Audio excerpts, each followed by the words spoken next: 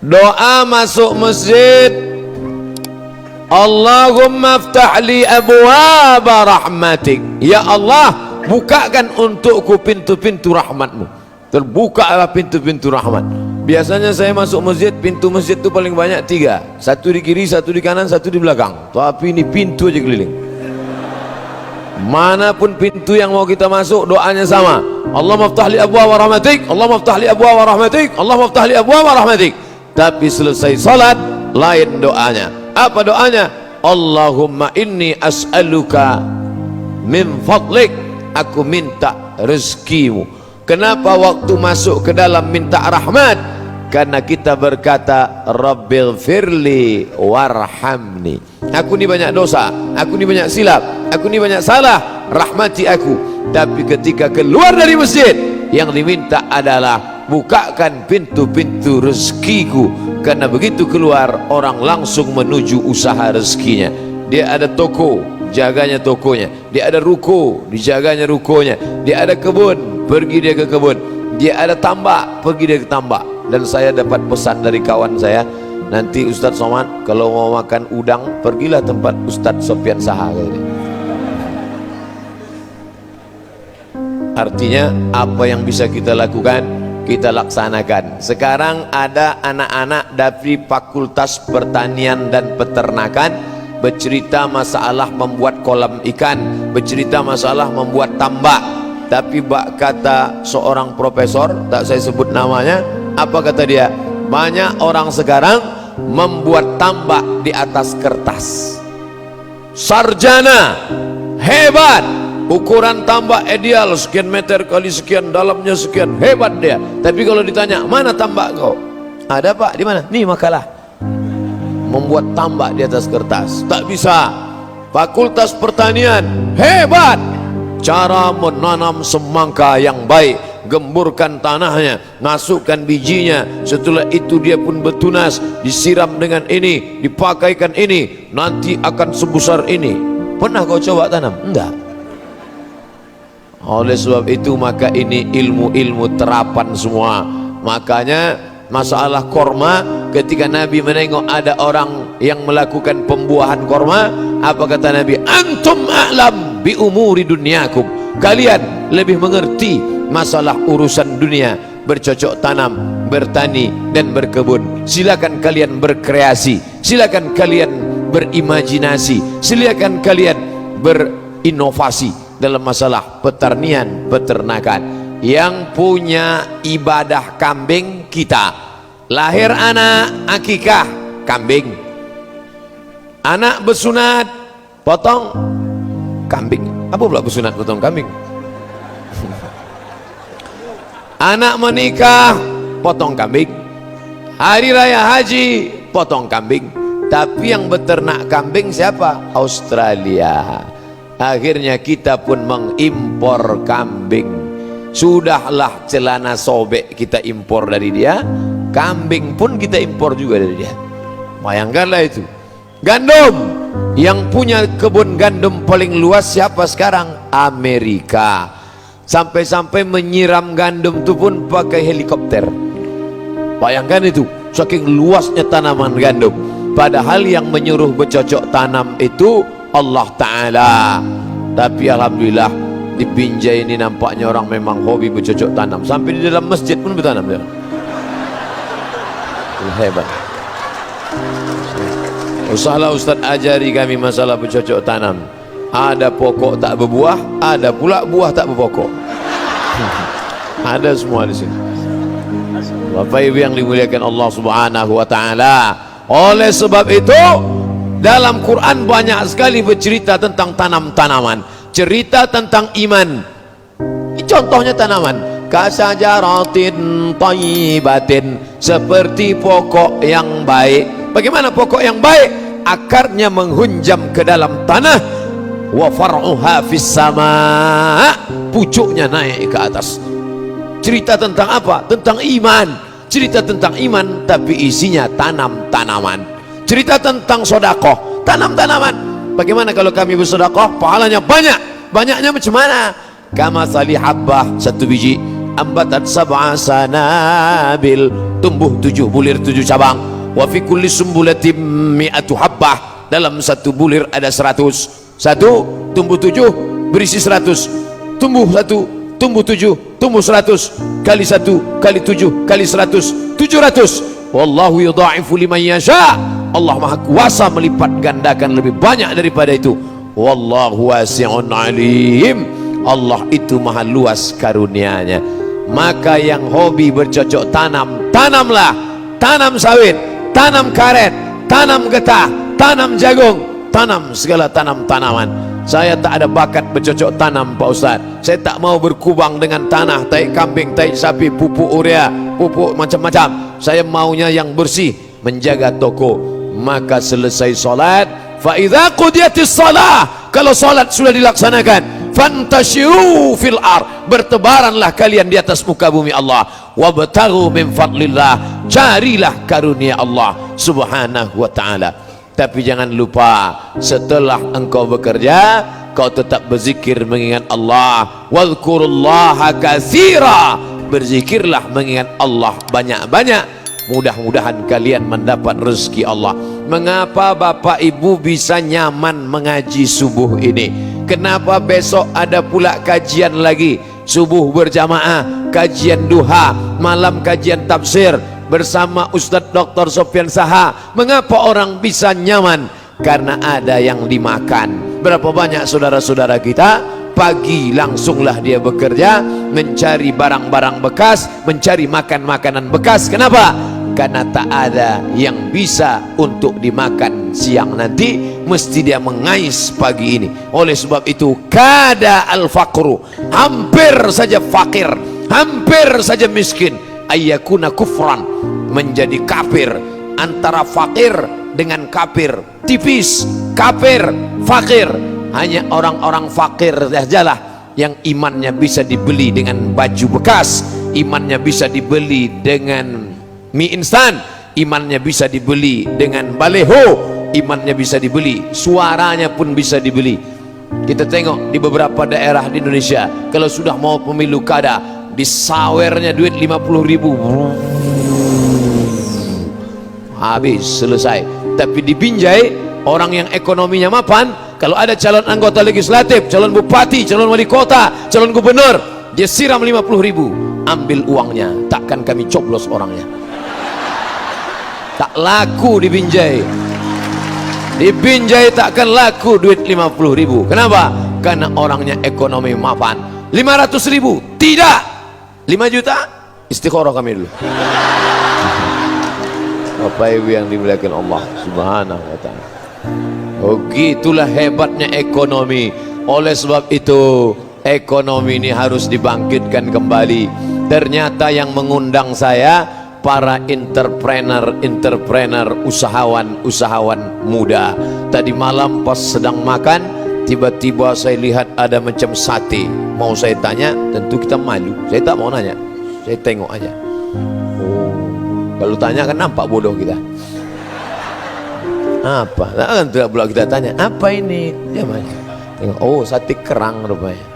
Siapa yang punya? Ini usaha kita, Pak Ustadz. Jadi kalau selama ini orang bawa bolu, selama ini orang bawa makanan manis-manis, sudah banyak yang kencing manis, diabetes meletus.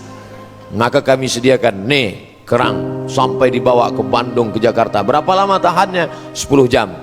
Jadi kalau mau pergi ke Jakarta, ke Bandung, bawalah kerang, sate kerang tadi 10 jam. Asal nampak delay lewat, makanlah. Kok tidak busuk dia, habis. Nah, ini entrepreneur. Ustadz, kalau kami yang ngundang, insya Allah semuanya halal. Karena kami hanya menempatkan ustadz-ustadz yang kami undang di tempat yang halal. Begitu saya duduk, langsunglah datang sup. Tak juga saya tanya, saya tengok aja. Belendir saya tengok. Ini maulah sup bekicot nampaknya. Dikasih tahu sama yang melayani itu. Ini Pak, ini namanya sup asparagus gitu. Tak pula saya tanya, apa asparagus tuh? Asparagus kata dia, asparagus kata awak kan? Saya makanlah. Gimana rasanya Pak? Susah diungkapkan dengan kata-kata. macam ingus. Belum, tapi sedap, mantap. Jagung dicampur sama asparagus. Biasanya yang melayani itu kan perempuan. Awak ustad, pakai peci, pakai koko, pakai sorban, duduk di rumah makan. Yang melayani anak gadis pakai rok pendek. Awak pun tak khusyuk makan. Sama. Tapi di hotel tempat saya menginap sekarang, pelayannya laki-laki, cap lonceng semua. Masya Allah. Masuk ke dalam kamar, biasanya di kamar itu lukisan-lukisan, lukisan orang, pakaian tak sopan. Begitu masuk ke dalam, tertulis di atas kamar Allah Muhammad. Saya tengok pula di sudut ada Al-Quran. Saya pernah menginap di salah satu hotel, saya buka lacinya, perjanjian lama dan perjanjian baru. Saya buka Matius, Markus, Lukas, Yohanes, Paulus. Tak bisa kita salahkan, tak bisa kita marah. Kenapa kau letakkan di sini? Ini hotel punya aku, ini kitab punya aku. Kau mau tinggal sini, tak mau pergi sana cari lain. Wah, di tempat saya menginap, saya tengok Al-Quran. Masya Allah, ada pula sajadahnya. Saya sampai di Jakarta, masuk di hotel. Begitu sampai ke dalam, tak tahu mana arah kiblat. Akhirnya paksa bertanya sama abang kita, abang Gogel. Ada yang menyebut Mbah, dia belum tua, boleh panggil Mbah. Buka Gogel, Gogel, di mana arah kiblat ini? Enter, ditunjukkannya. Sana kata dia, sana kata dia, sana. Kami pun sholat lah, Allahu Akbar. Selesai sholat, pas sholat asar kami tarik ke sana kata dia. Jadi Google ini pun tak juga bisa kita percaya. Tapi di tempat saya menginap sekarang langsung tertulis arah kiblat. Ini siapa yang punya ini? Ini entrepreneur, businessman muslim kita. Makanya saya bangga yang menyambut ini anak-anak muda. Masya Allah, mereka ini yang akan membangkit ekonomi umat di masa akan datang. Allahu Akbar. Dari mana Ustaz tahu ini anak-anak muda? Dari bunyi teriakan Allah Akbarnya. Makanya tadi berapa kali dipancing Allah Akbar. Kalau orang tua mana gitu, Allah Akbar, Allah menggeletar tangannya, Allah Akbar. Tapi anak-anak muda ini luar biasa. Selama saya berceramah, rasanya baru inilah kamera paling banyak. 1, 2, 3, 4, 5, 6, 7, 8, 9, 10, 11. InsyaAllah sampai 11 kamera. Tapi nampaknya yang hidup 3 aja. Yang lain ini mati namanya. Bapak Ibu yang dimuliakan Allah Subhanahu wa taala, subuh penuh barokah. Makanya ada ungkapan orang, jangan sampai kau bangun tidur kesiangan, rezekimu dipatuk ayam. Itu bukan cerita omong kosong. Itu tidak ada dalam hadis sahih. Carilah di hadis sahih Bukhari, tak ada. Hai orang-orang beriman, bangunlah kau cepat-cepat, jangan sampai rezekimu dipatuk ayam. Tak ada. Tak ada. Tapi itu diamalkan orang Cina. Maka saya menjadi dewan juri tanggal 12 bulan 12 2012. Tanggal cantik, tanggal 12 bulan 12 2012. Dewan Hakim Musabaqah Tilawatil Quran. Kami pun tinggal di hotel. Dari hotel menuju ke penginapan, warung sudah buka, warung kopi. Belum lagi azan, warung kopi sudah buka. Tapi yang menjaga warung kopi bercelana pendek. Ayah, cincai-cincai lah. Warung orang Islam tutup. Orang Islam bangunnya kapan? Jam 7.30. Jam 7.30 barulah dia bangun, gosoknya mukanya, habis itu dibentangnya sajadah, habis itu tutupnya gorden, matikan lampu. Usolli fardhu subhi rak'ataini lillahi ta'ala. Allahu akbar. Inna salati wa nusuki wa mahyaya. Kata malaikat, ya Allah aku sentil nih, jangan dulu tuh. Jangan dulu. Jam 7.30 kata dia, usolli fardhu subhi. La ilaha illallah. Itu entah di daerah mana lah itu. Tapi di Binjai ini Masya Allah, belum saya sampai sudah ramai menyambut, menarik-narik baju, menarik apa dipegang. Begitulah mereka, mau dirasakan mereka gemuk apa tidak Ustaz nih. Begitulah mereka Masya Allah. Bapak Ibu yang dimuliakan, Digambarkannya Nabi Muhammad itu miskin, susah, melarat, jubahnya compang-camping, tak ada yang bisa dimakan. Ini Nabi Muhammad SAW versi Snokhorgronj yang datang dari Belanda, habis itu masuk ke Makkah, pura-pura masuk Islam, dirobahnya namanya menjadi Abdul Ghafur. Untung tak Abdul Somad. Setelah itu 6 bulan dia di Makkah, dikawaninya orang-orang Islam yang ada di Makkah. Selesai itu dia pun pergi ke Aceh, di obok-oboknya Aceh, di laga-laganya orang Aceh. Setelah hancur, dia pun balik ke Bandung, dari Bandung balik ke Amsterdam. Snok Murtad Horgronj, neraka jahanam tempat dia. Nah, itulah yang merusak Islam. Digambarkannya Nabi Muhammad itu miskin, susah, melarat.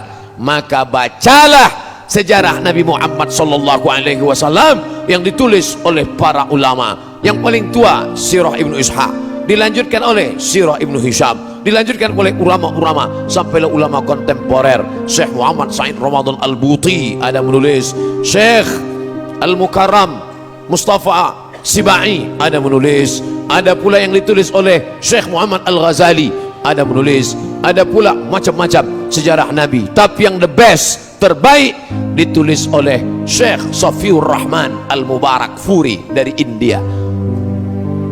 Penulis sejarah Nabi terbaik di dunia, pemenang Nobel nomor 1, ditulis oleh Syekh Safiur Rahman Al-Mubarak Furi dari India. Bukan dari Mesir, bukan dari Makkah, bukan dari Madinah, tapi dari India. Allah mau menunjukkan derajat India, negeri muslim.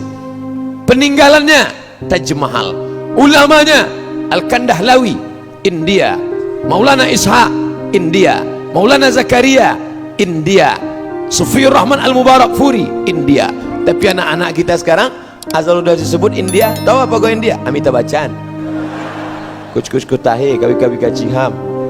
Ibu-ibunya pula apa India? Joda Akbar. Ngeleng merusak ini.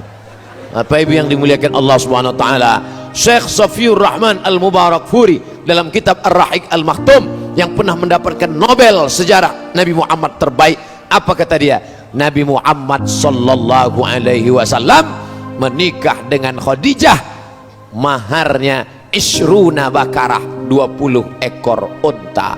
20 ekor bakarah. Kalau unta yang sudah dewasa namanya ibil. Afala yanzuruna ilal ibili kaifa khuliqat. Disebut juga dengan naqah, tapi unta yang masih anak, masih muda, bakarah. Kira-kira unta muda ini berapa lah Pak Ustaz? Sekitar 35 sampai 50 juta. 35 juta kali 20 sama dengan 700 juta. Anak muda umur 25 tahun menikah, maharnya 700 juta. Orang kaya apa orang miskin? 700 juta. Tolong angkat tangan yang nikah kemarin maharnya 700 juta.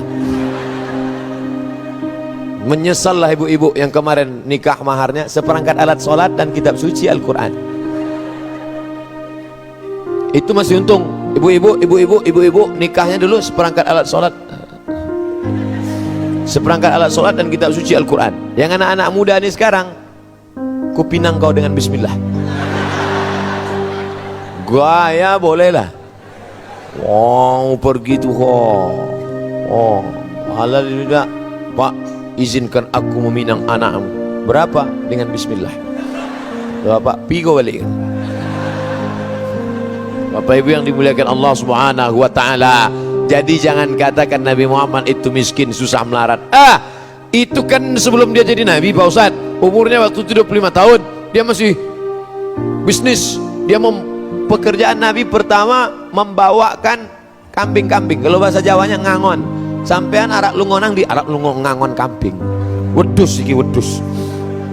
Tapi Nabi Muhammad sallallahu alaihi wasallam entrepreneur, dia berdagang. Ini barangnya bagus, harganya 25. Ini barangnya kurang bagus, harganya 15. Ini barangnya paling bagus, harganya 35. Dulu kalau ada ustadz berceramah 20 tahun yang lalu, ada ustadz ceramah, Nabi Muhammad tuh orangnya jujur, barangnya bagus 25, barangnya kurang bagus 15, barangnya paling bagus 35. Orang ketawa, kiki. Kalau macam itu belagang mana mau orang beli, tak laku lah kata dia. Sekarang apa yang terjadi? Cara Nabi Muhammad sallallahu alaihi wasallam itulah yang dilakukan orang sekarang di supermarket, di toko pasar buah. Kalau buahnya bagus 25.000, kalau kurang bagus 15.000, kalau bagus betul 50.000. Kalau macam ini 50 nih. Memang luar biasa sambutan masyarakat Binjai menyambut Ustadz. Cobalah tengok. Oh, cuman salahnya tak pula dibuka plastik. Nanti maksudnya. Bapak Ibu yang dimuliakan Allah SWT. Enggak, bercanda, tak masalah. Bercanda. Bercanda aja. Dan terlalu serius sekali. Nah, maka yang dilakukan Nabi sallallahu alaihi wasallam itu dilakukan oleh non muslim sekarang. Orang Islam jual duku, dicampurnya duku bagus sama duku busuk. Akhirnya orang Islam yang membeli, begitu dibelinya ditengoknya dari jauh, duku besar, duku 10.000, begitu didekatinya setengah kilo. Penipu, pembohong. Duku besar, duku mantap, duku manis, begitu dimasukkannya duku yang busuk dari belakang hitam. Begitu dibelinya, apa kata dia? Inilah yang pertama dan terakhir ku beli, ku sumpahkan beli sana lagi. Tapi masuk dia ke toko buah non muslim, ditunjukkan non muslim, ini buku bagus, ini kurang bagus, yang ini paling bagus. Kalau yang dalam tong ini itu sampah tuh banyak apa beli. Siapa saja yang memakai ajaran Nabi Muhammad SAW, maka dia akan bahagia walaupun dia tak bersunat dan tak mandi wajib. Begitulah janji Allah Subhanahu wa taala. Buka kitab fikih Islam Said Sabiq, dalam fikih sunnah Said Sabiq, dalam pembahasan masalah wakaf, sedekah. Orang kafir yang bersedekah langsung dibalas Allah di dunia. Makanya mereka rajin bersedekah. Dicarinya panti asuhan bersedekah. Kenapa? Kok kenapa rajin bersedekah? Ya hoki lah. Setelah bersedekah saya, rezeki saya makin lancar. Ustaz, ya, kenapa orang kafir kalau bersedekah di dunia ini langsung dibalas Allah cash? Allah balas di dunia langsung cash, supaya di akhirat tinggal masuk neraka. Begitulah. Kejam sekali Ustadz ini. Kasihanlah dia Pak Ustadz. Kalau engkau kasihan menengok dia, orangnya sudah baik, banyak anak yatim ditolongnya, banyak panti jompo, panti asuhan dibantunya, kasihan nengok dia, maka panggil dia, hai saudaraku, ya, maukah engkau kuselamatkan dari neraka jahanam? Mau. Bagaimana caranya? Kau sebutkan passwordnya, asyhadu an la ilaha illallah wa asyhadu anna muhammadan rasulullah. Masalah gunting pita jangan kau takut, tak sakit.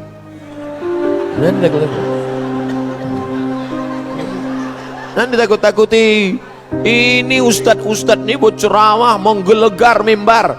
Ada yang mau masuk Islam, parkirnya mobilnya di parkir, dibukanya kaca kecil-kecil, dia mau dengar ceramah Ustadz pula menggelegar di atas mimbar. Yang pertama kali berkhitan Nabi Ibrahim umur 80 tahun, disunat pakai kampak. Dengar kampak takutlah dia. Coba kalau yang ceramah itu Ustadz Sofyan Saha, suaranya lembut, tenang. Ustadz kok tahu? Saya mendengar ceramah beliau di masjid terbaik 2015 Rokan Hulu, Masjid Islamic Center Pasir Pangarayan. Beliau yang ceramah. Saya tengok gayanya tenang. Rupanya kalau kita dokter tuh tenang berceramah. Gitu. Ini kenapa tak tentu arah LCMA? Lagi cemas menghadapi anak-anak muda. Wow. Bapak Ibu yang dimuliakan Allah Subhanahu wa taala, ini dia tulisannya, sedekah bareng. Coba lihat. Oh, nampak? Sedekah bareng, berbagi harta, berbagi cinta. Kenapa mereka bisa berbagi harta? Karena mereka punya harta yang terbaik. Ya Rasulullah, ya ummi matat, emakku mati, afa atasadaqu anha, kalau emakku mati meninggal dunia, boleh aku bersedekah? Kalau aku bersedekah pahalanya sampai apa tidak? Tasaddaq, bersedekahlah engkau. Apa sedekah yang paling afdal ya Rasulullah? Saqyul ma, memberi air minum. Sedekah yang paling afdal memberi air minum. Makanya dikasih air minum sampai 3 botol. Dan sedekah yang sudah dikasih tak boleh ditolak, maka kita terima. Bismillahirrahmanirrahim.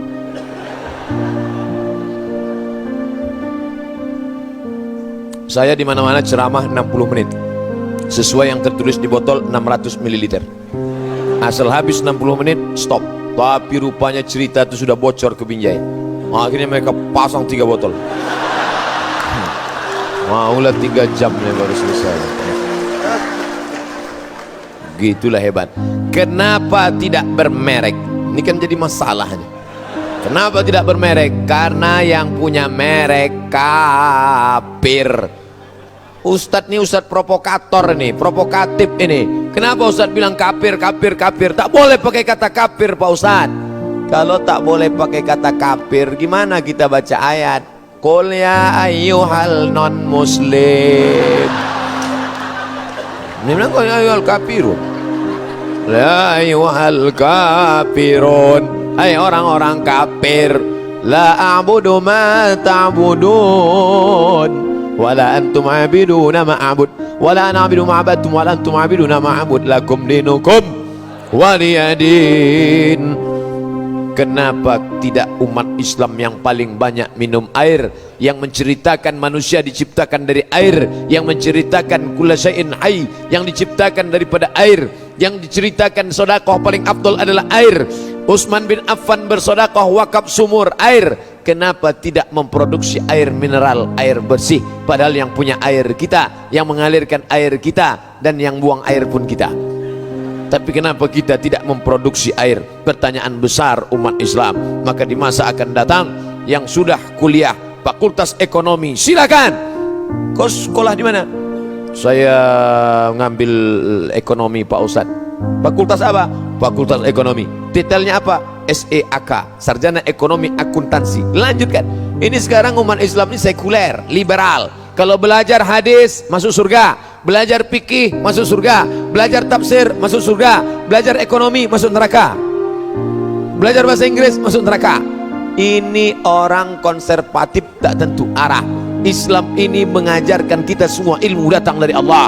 Inna fi khalqis samawati, dalam penciptaan langit, wal ardi, penciptaan bumi, waqtilafil laili wan nahar, perputaran siang dan malam, la ayat, ayat, ayat, ayat, ayat.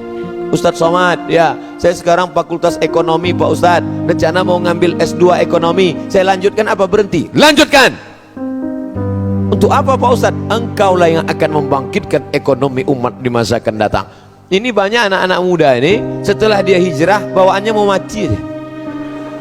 Kau rencana S2 mau kemana? Saya tak jadi S2 Pak Ustadz, mau mati aja. Dunia ini mesti kau tatap ke depan. Kalian yang kuliah, lanjutkan S2, S3, postdoktoral, menulis, tulis buku. Menulislah supaya orang di masa akan datang tahu bahwa kau pernah hidup di masa lalu. Imam Syafi'i kita tak tahu anaknya berapa, nama bininya siapa, rumahnya di mana, tak tahu kita. Tapi sampai hari ini kitabnya dibaca.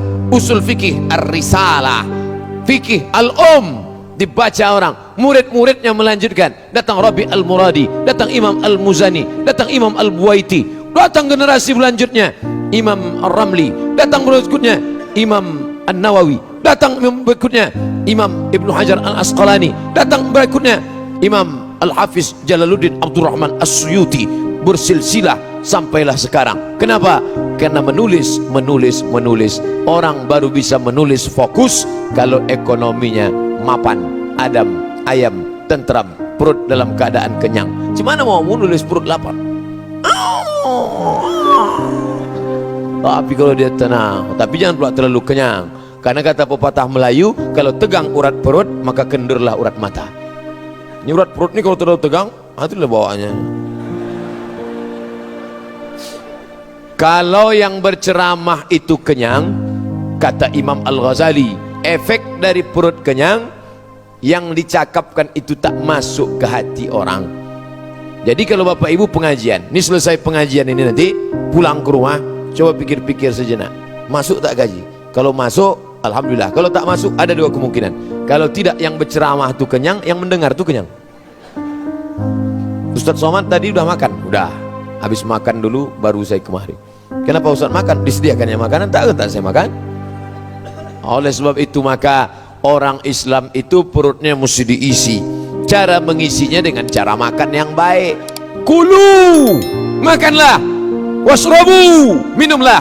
Wala tusrifu, jangan berlebihan. Kulu, makanlah. Apa yang dimakan? Min thayyibat, yang baik-baik. Kenapa anak saya nih Pak Ustadz tak mau diajak sholat, tak mau diajak puasa, tak mau diajak silaturahim, tak mau diajak buat baik, tak mau diajak pengajian, padahal sudah dimasukkan ke pesantren, 6 tahun di pesantren, tapi keluar dari pesantren macam kuda lepas kandang. Kenapa nih Pak Ustadz? Mungkin salah satu sebabnya adalah kau suapkan makanan haram, riba. Maka carilah rezeki halal yang baik. Dibawa duit haram. Duit dari mana? Dulu ada namanya uang tunjangan. Sekarang bukan cuma uang tunjang, uang sipak, uang sikut, uang sundul, uang tanduk.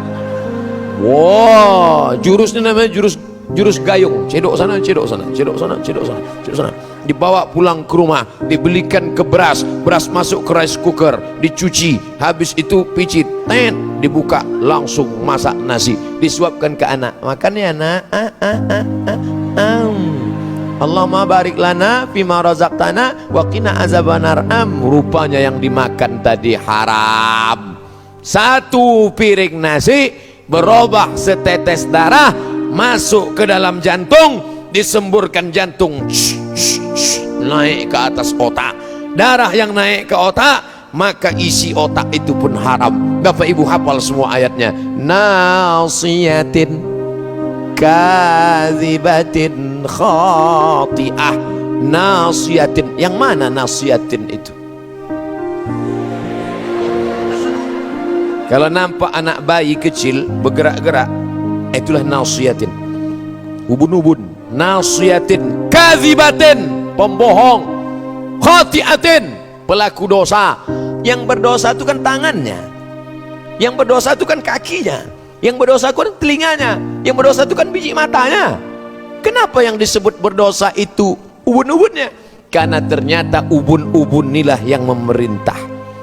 Makanya kalau tak sempurna darah naik ke ubun-ubun, itulah tak sempurna. Mohon maaf, tersinggung pula. Tak sempurna. Nasiyatin, ubun-ubun. Kadzibatin, pembohong. Khati'atin, pelaku dosa. Kenapa? Karena disuapkan makanan yang haram. Setetes darah haram menodai isi otak kepala anak-anakmu. Ternyata otak ini kata dokter otak, spesialis otak. Saya ditelepon oleh mahasiswa Fakultas Kedokteran. Assalamualaikum. Waalaikumsalam. Betul nih Ustadz Abdul Somad? Tak salah lagi. Bisa Ustadz kami undang di Fakultas Kedokteran? Kalian salah undang. Apa pula saya ke Fakultas Kedokteran? Nanti Ustadz bicara tentang otak. Aku tak paham otak. Otak-otak tahu? Otak banyak di Batam. Nah, rupanya Pak Dokter Otak menjelaskan, Ustadz Somad, otaknya ada 4. Otak muka, otak belakang, otak kanan, otak kiri. Otak yang di depan inilah yang berpikir. Otak di depan nih, maka pikirnya rusak. Gara-gara apa? Kita kasih makan haram. Ustadz jangan ragu makan bolu ini, karena bolu ini tak pakai tuak, bolu ini tak pakai khamar, bolu ini tak pakai pengawet. Ustadz makan, maka makan saya bolu. Tadi malam saya makan. Gimana rasanya Pak Ustadz? Saya jawab, kata tak bisa mewakili rasa, dan setiap rasa akan berdusta ketika bercerita tentang kata. Maka kata tak pernah bisa mewakili rasa sejujurnya. Panjang kali cerita Ustadz. Langsung aja lah Pak Ustadz, enak bilang enak, tak enak bilang tak enak. Dia tak bilang begitu. Dia tak bilang begitu, tapi raut wajahnya berkata seperti itu. Bapak Ibu yang dimuliakan Allah Subhanahu wa taala, apakah makanan ini halal? Ya. Dari mana Ustaz tahu? Sudah ada label halal dari Majelis Ulama Indonesia. Halal. Ketika kita berada di tempat negeri non muslim, 3 hari yang lalu saya di Taiwan. Balik ke Pekanbaru, senangnya bukan main. Terasalah susahnya makanan halal. Orang muslim ada, tapi ketika kita mampir ke rumah makan, kita tak tahu. Di pesawat pula, selama di pesawat, di sana lewat dia makan. Selesai, terima kasih, makan. Tengok tak ada label halal. Dibuka nampak ayam, tadi potong, tadi cikiknya ayam tu. Tahu tahu? Cikiknya ayam. Katanya patah leher ayam. Mana kita tahu? Tapi kalau dipotongnya atas nama Allah, bismillah, keluarlah darahnya. Di darah itulah najis, bakteri, kotoran. Sapi tak dipotong, ditembaknya saja. Sapi itu pakai stunning, ada pistol tapi pelurunya tak keluar. Pistol itu pelurunya tak keluar, ditembakkan, boom, langsung sapi ditembak kotaknya, bum, mati otak kecilnya. Kalau skalanya 7, sapi itu bodoh. Sapi Australia yang liar macam banteng itu kalau ditembakkan skala 7 di otaknya, bodoh dia langsung. Makanya ibu-ibu yang suami-suaminya cenderung beli stunning itu. Pas dia sedang tidur, pas sedang tidur malam, tembakkan, apa? Esok pagi itu bodoh dia. Bang, aku mau pergi nih, abang masak sarapan, jaga anak ngepel ya. Iyalah. Kalau ada di antara bapak-bapak ini yang macam itu udah kena stunning itu.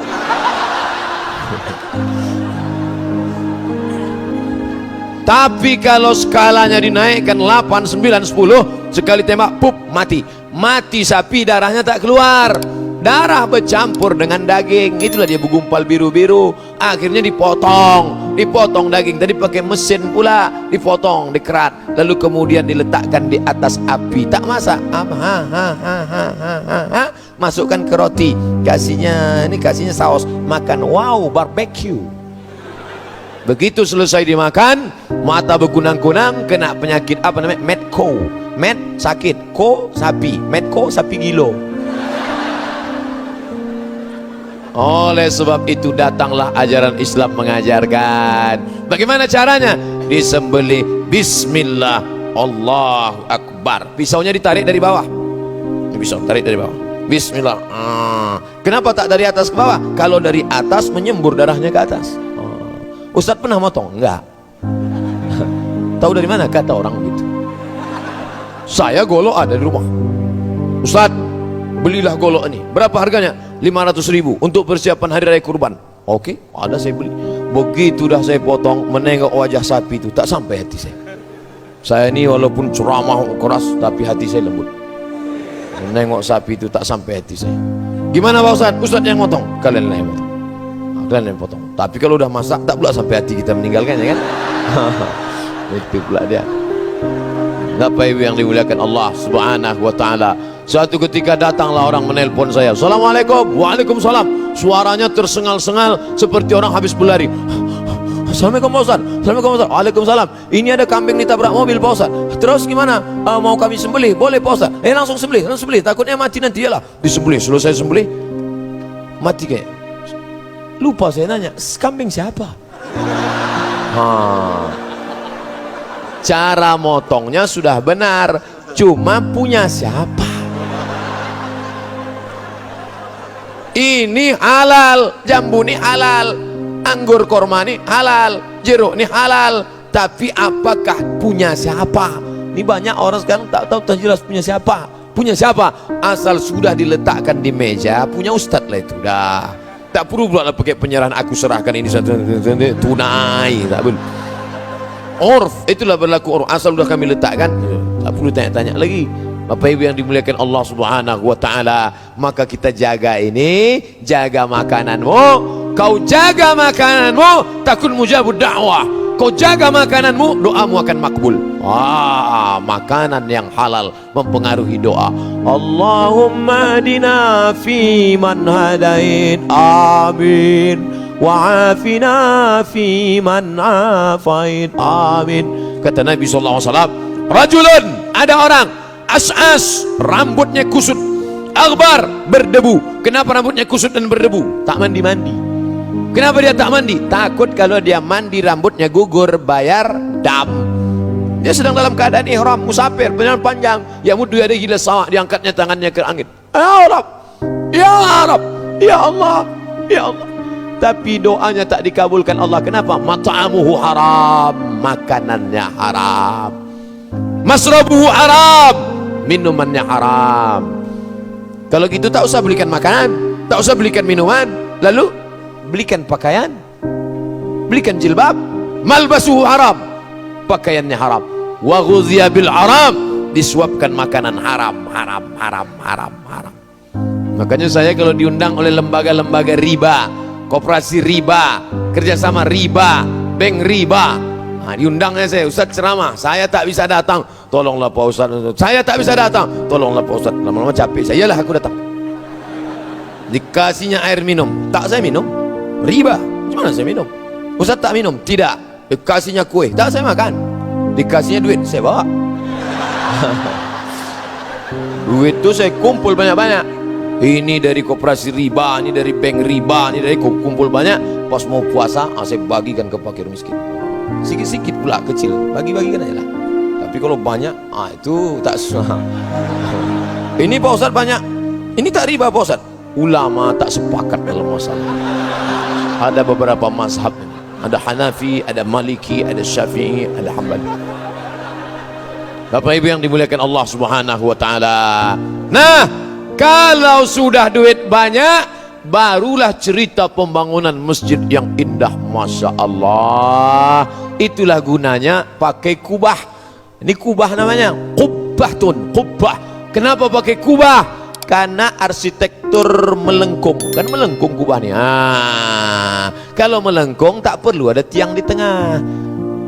Kan tak ada tiang tengah kan? Tak ada. Kenapa? Karena atapnya melengkung. Kalau tak ada tiang di tengah, sop tak putus. Maka sop tak putus. Mantap. Saya pun ceramah tak terhalang. Kalau ada tiang-tiang di tengah itu, yang pertama banyak orang bersandar. Yang kedua, mata kita tak jelas menengok jamaah. Yang ketiga, ayat-ayat itu tak sampai ke telinga jamaah, tersangkut di tiang-tiang itu. Tapi siapa yang membangun masjid nih? Siapa yang mewakafkan tanahnya? Siapa yang mewakafkan batu, semen, kosen? Siapa yang mewakafkan? Ini orang-orang kaya, luar biasa, wakaf. Ada pula gambar saya di belakang. Wakaf, luar biasa. Oleh sebab itu, man bana masjidan, siapa yang membangun masjid, banallah mithlahu baitan fil jannah, dibangunkan Allah untuknya satu istana di dalam surga. Dari mulai tadi malam, kabarnya tadi malam saya dapat SMS, Ustadz ini ada foto WA, WhatsApp. Dari mana? Dari Masjid Raya, Masjid Agung, dari Masjid Agung Binjai. Tapi pengajiannya subuh besok, jamaah sudah iktikaf Pak Ustadz. Ternyata tadi malam jamaah sudah iktikaf. Inilah yang kelompok VVIP, very very important person. Biasa iktikaf mereka dari tadi malam. Entah wuduknya batal, kacau juga itu. Kalau sempat iktikaf dari tadi malam, keluar angin, mau ambil wuduk lagi, hilang seat satu. Luar biasa jihad masyarakat Binjai. Maka mengalirlah pahalanya kepada orang-orang yang berwakaf. Tapi Islam itu adil. Yang punya duit, wakaf. Yang punya semen, infak. Kami tak ada Pak Ustadz. Sodakoh itu adil. Yang punya semen, kau bawa 100 sak semen. Aku tak ada duit untuk beli semen. Likulli sulama minkum sodakoh. Setiap tulang-tulang sendimu kau pakai untuk bersodakoh. Aku memang bawa semen tak bisa, tapi untuk mengacau semen bisa. Maka diambilnya semen, batu, kerikil, dikacaunya lah semua. Dia pun ikutlah ngecor sampai lecet-lecet tangannya, sampai luka. Maka dia ikut pahala. Kau pilih dua dalam membangun masjid. Pertama, kau ikut ngasih duit, tak bisa kau berikan tenaga. Jangan ya kau jadi orang yang ketiga. Ini ada orang ketiga, ngasih semen tak mau, ikut gotong royong tak mau. Setelah masjid selesai baru dia tegak. Ini nampaknya miring jangan. Kalau ada orang model begini, ngasih semen tidak, ngasih batu tidak, nyumbang tidak, gotong royong tak mau, nyumbang pikiran tak mau. Udah selesai baru ambilkan kepala, antukkan ke tindiang. Biar agak lurus ampernya itu sedikit. Harus lurus. Bapak Ibu yang dimuliakan Allah Subhanahu wa taala. Jadi bercerita masalah ibadah. Cobalah tengok satu-satu ibadah. Syahadat. Asyhadu an la ilaha illallah wa asyhadu anna Muhammadar Rasulullah. Siapa yang bisa bersyahadat? Orang yang sehat, orang yang fisiknya, ekonominya mapan. Itulah yang masuk Islam. Orang-orang barat tuh banyak masuk Islam. Kenapa? Makannya cukup, tempatnya cukup. Orang susah tak sempat berpikir tentang akidah. Perut, makan, perut. Yang kedua, sholat. Siapa yang bisa sholat? Orang yang menutup aurat, baina surati wa rukbah, antara pusat ke lutut. Siapa yang bisa menutup pusat dan lutut? Orang yang mampu. Puasa. Siapa yang bisa makan sahur? Siapa yang bisa berbuka? Orang yang punya makanan. Haji, transportasi, akomodasi, konsumsi, naik pesawat, hotel, makan minum selama di sana, anak istri yang ditinggalkan. Sekarang ONH biasa, saya tak tahu Binjai. Kalau Pekanbaru store 2017 berangkat 2031. Kenduri tiap tahun. Tiap tahun kenduri. besok datang ke rumah ya. Apa? Kenduri haji. Kapan bapak berangkat? 2031. Lama lagi itu pak. Biar cepat kita dorong dengan doa. Begitu 2030 datang malaikat maut. Mati. Yang mau cepat siapa? Duit lagi. Kau kapan berangkat? Tahun depan. Store kapan? Tahun ini. Oh, kok cepat sekali? ONH fulus. Berapa dia? $1.000. $1 1.300 kali 1.000 130 juta. Bisa dia berangkat. Orang yang hatinya bersih menengok kawan rezeki lancar ikut senang. Mau kemana bro? Mau pergi haji. Senang store ONH ya? Iya. Berangkat haji? Iya. Siapa yang berangkat? Aku. Binimu ikut? Tidak. Alhamdulillah. Kalau sempat disebutnya aku berangkat, biniku berangkat, anakku berangkat, mertuaku berangkat, naik pesawat NH plus, mati kontan. Busuk hati. Makanya makan bersih, hati bersih, muka sudah bersih, tangan sudah bersih, mata sudah bersih, tapi hati belum bersih, maka pengaruh makanan luar biasa. Makanya tak boleh makan babi. Kenapa tak boleh makan babi? Karena makanan berpengaruh pada perbuatan. Kalau bapak ibu tengok ada orang yang seruduk aja, wah itu babi makannya. Memang tidak daging itu dimakannya, tapi paling tidak makanan-makanan olahan-olahan. Roti pakai kuas, kuasnya apa? Bulu babi. Kenapa pakai kuas bulu babi? Karena lembut, gurih. Nanti kuas-kuas roti yang di rumah coba cabut, bakar pakai lilin. Kalau terasa macam bau rambut dibakar, itu bulu babi. Semuanya. Merokok pakai filter, filternya apa? Hemoglobin darah merah babi. Makanya ketika muncul isu hemoglobin filter dari darah merah babi, yang pertama unjuk rasa di Amerika adalah Zeus. Siapa itu? Yahudi. Orang Yahudi tak makan babi. Yahudi tidak makan babi, haram bagi mereka babi. Maka mereka unjuk rasa, kami tidak mau kalau filter rokok diambil dari hemoglobin darah merah babi, karena kami tak mau makan babi tak langsung. Orang Islam tak ada unjuk rasa, santai aja, mau babi-babi lah.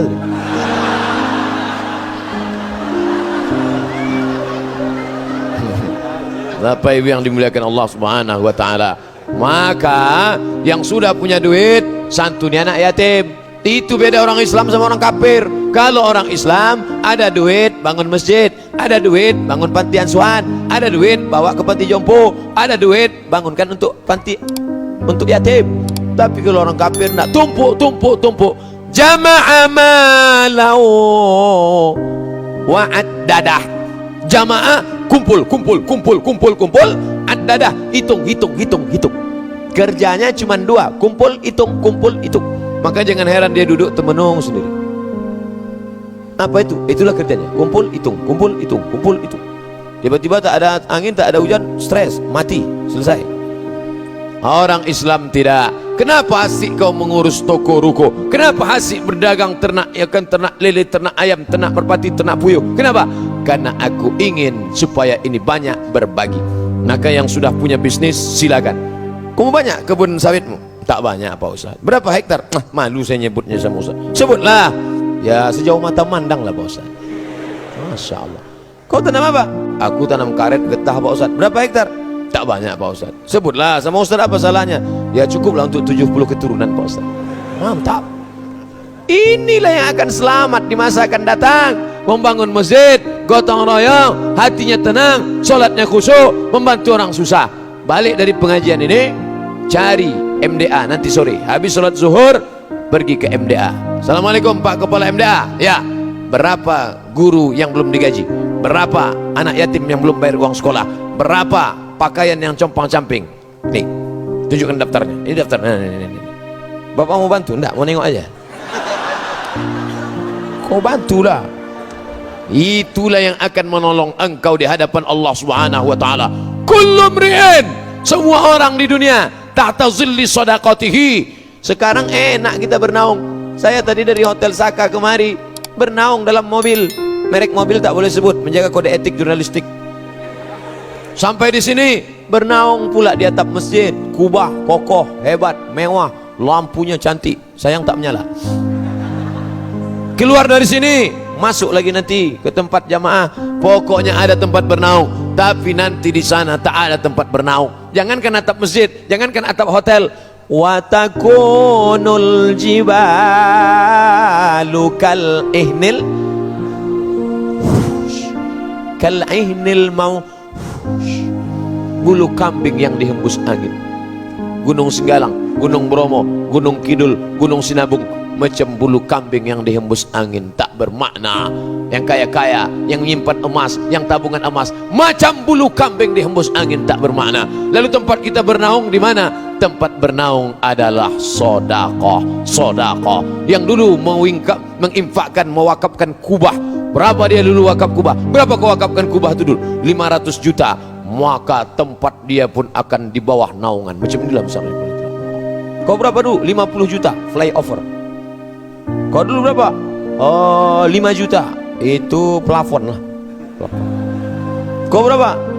500 ribu triplek. Kau berapa? 5.000 koran. Tak ada. Datang angin. Anginnya habislah. Sedekah 5.000 perak masuk surga. Wa adkhilnal jannata ma'al abrar. Ya Aziz ya Ghaffar, ya Arhamar Rahimin. Masukkan kami dalam surgamu ya Allah. Kata malaikat, apa nih Allah? Kata Allah, biarkan aja dulu. Mungkin habis selesai mendengar ceramah ini terbuka pintu hati. Sampailah hati dia pula menengok masjid yang sudah megah, mewah, masih dia pakai kayu-kayu saja. Ini kan dalam proses Pak Ustadz. Oh iya, dalam proses. Maka lanjut. Nama bapak kami tulis di daftar nih, yang berwakaf. Jangan tulis nama saya, jangan tulis, jangan tulis, jangan tulis. Saya tak mau riak, ini riak. Buat aja situ hamba Allah. Hamba Allah berapa? 2.000 perak. Sedang parkir di mall aja sekarang 5 jam. 5 jam parkir di mall. Begitu saya keluar mau bayar 10 pak. Apa 10 kan 5. Bapak sudah masuk jam kedua. Jam kedua udah kena 10.000. Bayangkan itu. Oleh sebab itu maka inilah yang akan menolong kita di hadapan Allah Subhanahu wa taala. Saya mulai ceramah 5:30, sekarang 6:30, pas 1 jam. Cepat betul waktu di Binjai ini. Padahal di tempat lain kadang ceramah capek kita, baru 1/2 jam. Kadang berceramah 1/2 jam sudah keluar kuda Nil. Kadang berceramah 1/2 jam orang udah menunduk aja. Demikianlah tausiah ini saya sampaikan. Baru saja. Cepat betul Ustaz ceramah.